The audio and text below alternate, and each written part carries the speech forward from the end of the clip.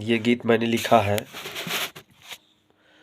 और इस गीत को भोले जी का भजन है। इसको सुन करके आप लोग कमेंट में ज़रूर लिखें। 111 आरती यादव चैनल को सब्सक्राइब करें, लाइक करें। आप लोगों के बीच में भजन मैं गा करके इसका रिहर्सल भी चल रहा है और हो सकता है कि बहुत जल्दी यूट्यूब में भी आ जाए। तो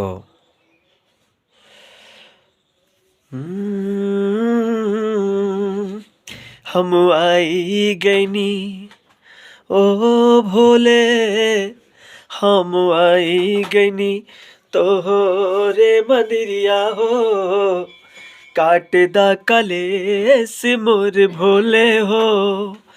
हम आई गईनी तोहरे मंदिरिया हो, अरे काटदा कलेस मोर भोले हो।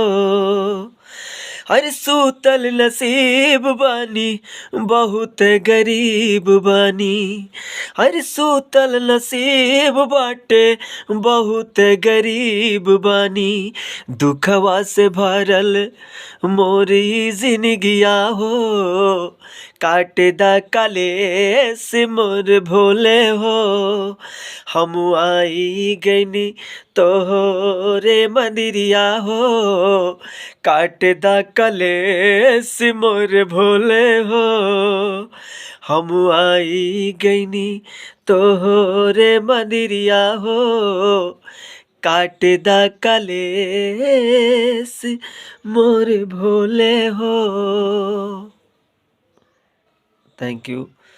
बोला बम भोला बाबा की जय।